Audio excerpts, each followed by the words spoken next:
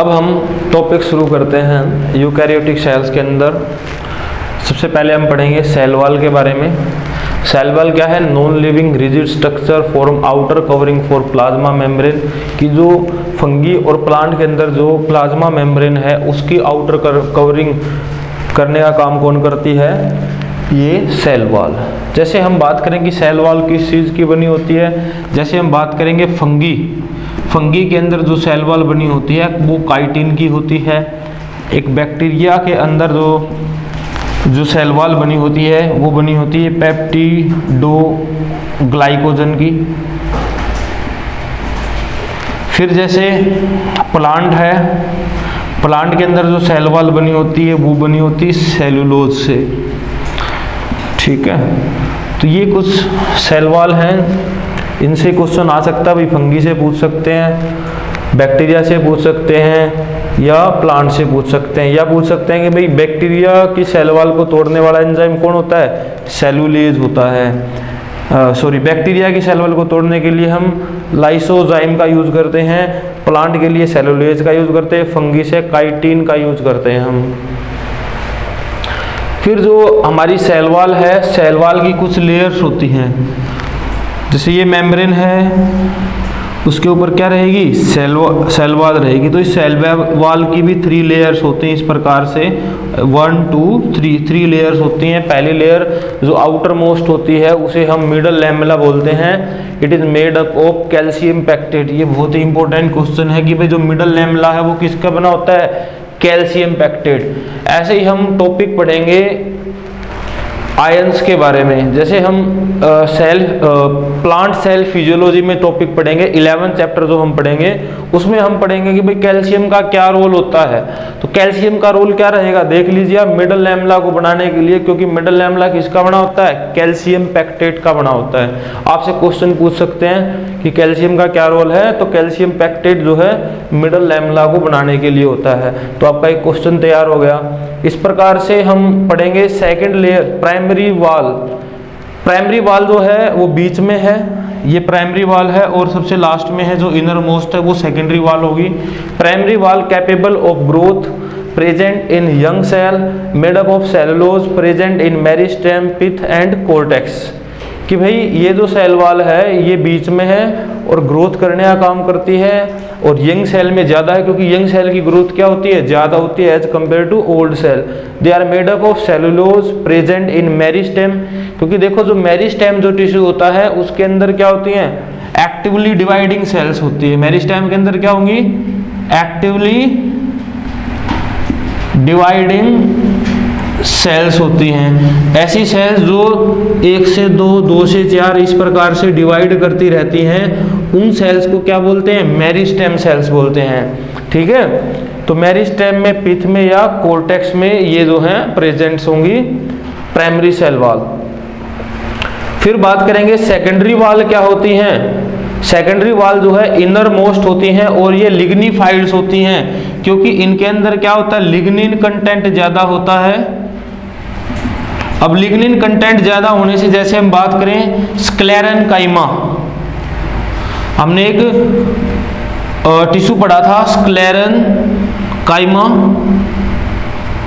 जो स्क्लेराइट हैं उनके अंदर होंगी hard covering of seed and nut, जो है वो स्क्लेरेनकाइमा टिश्यू से बने होते हैं। तो हार्ड जो कवरिंग है वो किसकी बनी होगी? लिग्निन की बनी होगी। या भाई पेड़ की छाल वगैरह जो है वो सब लिग्निन की बनी होती है। तो ये सेकेंडरी वॉल क्या होती है? लिग्निफाइड्स होती है। किसके अंदर होंगी? स्क्लेराइट्स के अंदर, या मैं कह दूं ट्रैकाइड्स। जो जाइलम के अंदर ट्रैकाइड्स होते हैं वो भी किसके बने होते हैं? सेकेंडरी वॉल से बने होते हैं, क्योंकि वो भी क्या है? लिग्निफाइड्स होते हैं। अब मैं बात करता हूं सुबेरेनाइज्ड। हम बात करेंगे सुबेरिन एंडोडर्मिस या पेरिसाइकल।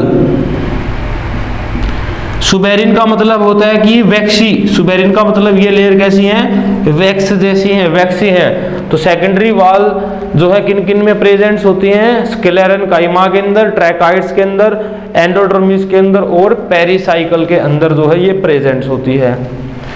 तो हमने पढ़ा सेल वॉल के बारे में, सेल वॉल किन किन के अंदर होती है। फिर जो है प्लांट्स के अंदर, प्लांट जैसे ये प्लांट के अंदर 2 सेल हैं,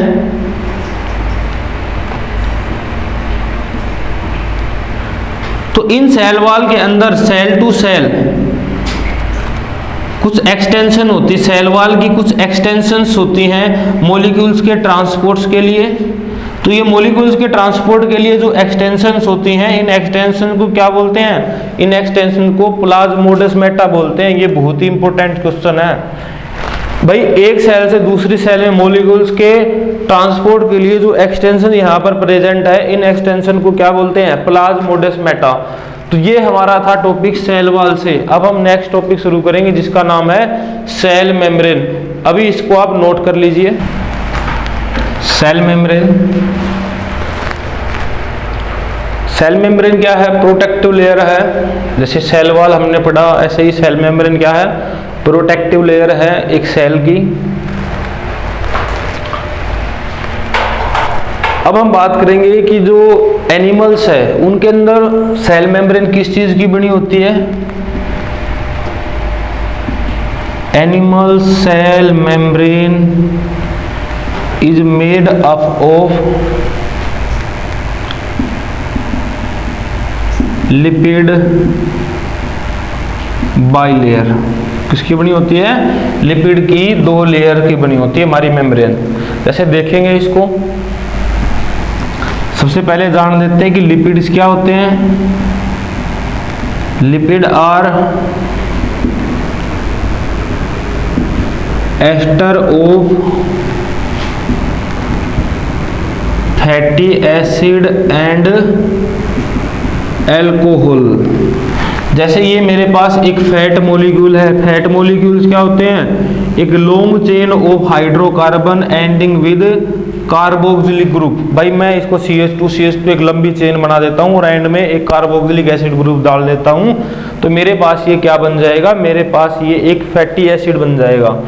फिर हम बात करेंगे कि इसके अंदर हम जब अल्कोहल ऐड करते हैं और इसकी एक रिएक्शन करते हैं एस्टेरिफिकेशन, और एस्टेरिफिकेशन से क्या होगा? H2O का रिमूवल हो जाएगा। तो यहाँ से ये OH और यहाँ से एक H रिमूव कर देते हैं, तो मेरे पास ये बॉन्ड सरक के कुछ इस प्रकार से एक पे R डैश लगा लेते हैं। इसे मान लीजिए मेरे पास R डैश है, तो ये इस प्रकार से जो भी यहाँ पर आएगा वो क्या होगा? एक लिपिड होगा। क्या होगा? वो लिपिड होगा। इसका पूरा स्ट्रक्चर हम जो है जब आपको बायोमोलिक्यूल चैप्टर कराएंगे तब कराएंगे। तो लिपिड क्या होते हैं? Ester of fatty acid and alcohol होते हैं। तो लिपिड मॉलिक्यूल्स अपना स्ट्रक्चर कुछ इस प्रकार से बना लेता है। ठीक है। अब मैं मान लो लिपिड का ये तो एक मॉलिक्यूल था और लिपिड के बहुत सारे जब मॉलिक्यूल्स बनाता हूं तो ये मेरे पास डायग्राम कुछ इस प्रकार से आ जाता है।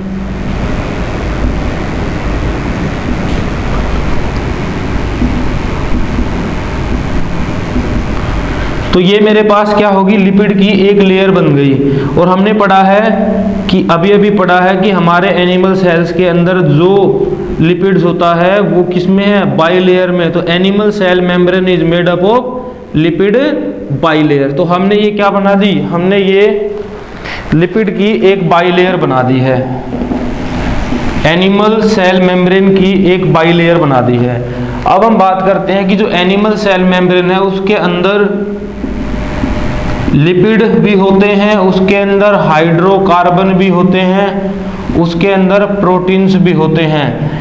ये इनका जो परसेंटेज है वो वेरी करता है। इनका परसेंटेज क्या है? वेरी करता है अलग अलग सेल्स के अंदर। जैसे हम आरबीसी की बात करें तो आरबीसी के अंदर जो है 52% प्रोटीन होता है और 42% जो है वो लिपिड रहते हैं। तो वो अलग अलग कंटेंट रहता है। हाइड्रोकार्बन का अलग कंटेंट रहेगा, प्रोटीन का कंटेंट अलग रहेगा और लिपिड का कंटेंट जो है वो अलग अलग टाइप्स की सेल्स के अंदर रहेगा। अब हम बात करेंगे कि भाई ये हमारे पास एक लिपिड की मेम्ब्रेन बन गई है। फिर जो लिपिड बाइलेयर जो मैं कह रहा हूं कि animal cell membrane is made up of lipid bilayer. जो लिपिड बाइलेयर है या एनिमल सेल मेम्ब्रेन है उसको बेस्ट एक्सप्लेन किया जाता है फ्लूइड मोजेक मॉडल। ये जो फ्लूइड मोजेक मॉडल है it is given by Singer and Nicolson, यह आपने ध्यान रखना है। और इसको इस मॉडल ने बताया था कि भाई the quasi fluid nature of the lipid enable lateral movement of protein within the overall bilayer. It is important for function like cell growth, formation of intracellular junction, endocytosis and cell division. देखिएगा ये किस प्रकार से help करेंगे। जैसे हमारा ये है कि फंक्शन लाइक सेल ग्रोथ और इंट्रासेलुलर जंक्शन। अब देखिए इस मेम्ब्रेन के अंदर दो तरह के प्रोटीन मिलते हैं हमें। जैसे ये प्रोटीन जो कि मेम्ब्रेन के अंदर एम्बेडेड है, बिल्कुल इसके बीच में है, तो इसको तो बोलते हैं इंटीग्रल प्रोटीन। क्या बोलेंगे? Integral protein. और कुछ प्रोटीन्स जो हैं वो बाहर साइड में है, इसके बाहर की तरफ है, तो इन प्रोटीन्स को बोलते हैं पेरिफेरल प्रोटीन। कि ये प्रोटीन इस मेम्ब्रेन के बिल्कुल बाहर है तो इन्हें बोलेंगे पेरिफेरल प्रोटीन। तो इस प्रकार से हम इसको पूरी कर लेते हैं। फिर जो लिपिड का जो मॉलिक्यूल्स है उसका जो ये होता है हेड और ये होती है उसकी टेल। जो हेड होता है उसका नेचर होता है हाइड्रोफिलिक और टेल होती है उसका नेचर होता है हाइड्रोफोबिक। हाइड्रोफिलिक्स होते हैं जो लिक्विड लविंग होते हैं, ये पानी में घुल सकते हैं, और हाइड्रोफोबिक्स वो होते हैं जो लिक्विड हेटिंग होते हैं। ठीक है।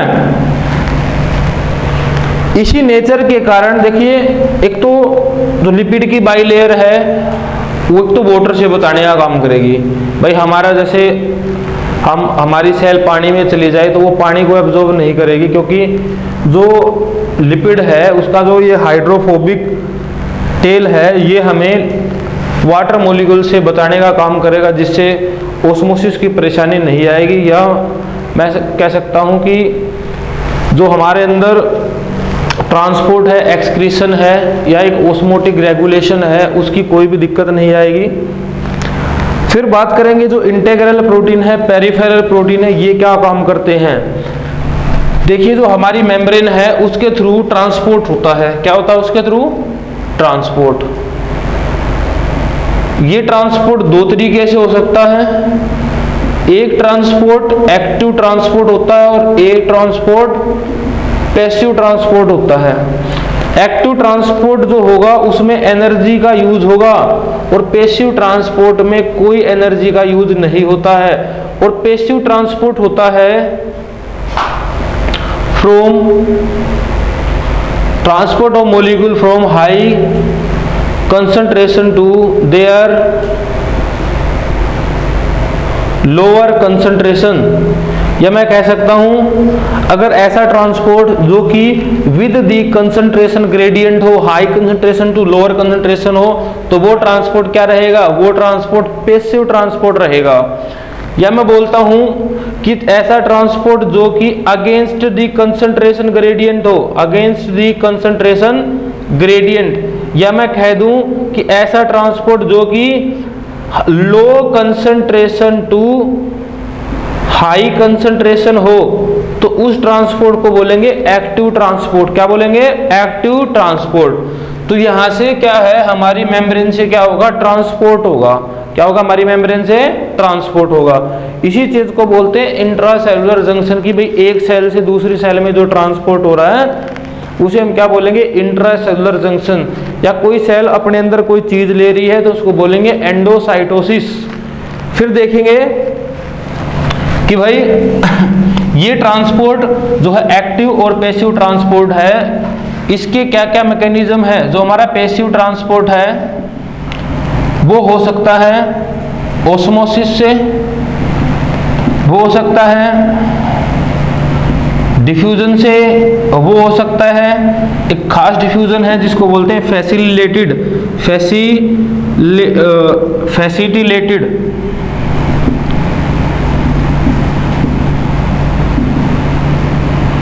ट्रांसपोर्ट।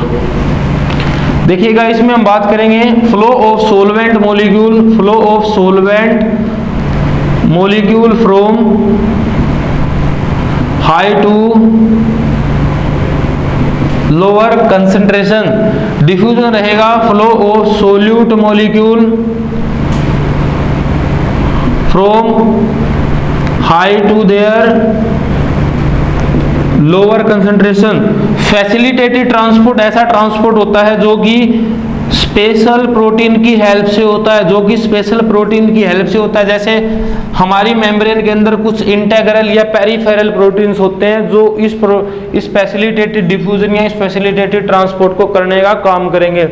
और ये फैसिलिटेटेड ट्रांसपोर्ट किसका होता है? पोलर मॉलिक्यूल्स का होता है। जैसे पोलर मॉलिक्यूल्स क्या होंगे? जैसे ये हाइड्रोजन आयन है, जैसे ये सोडियम आयन है, जैसे ये H+ आयन है, जैसे ये हाइड्रोक्सिल आयन है। तो इन आयन्स का जो ट्रांसपोर्ट होगा यहाँ से, तो वो होगा फैसिलिटेटेड डिफ्यूजन से। किससे होगा? फैसिलिटेटेड डिफ्यूजन से। और फैसिलिटेटेड डिफ्यूजन कुछ स्पेशल प्रोटीन से होता है। इन स्पेशल प्रोटीन को बोलते हैं इंटीग्रल प्रोटीन्स।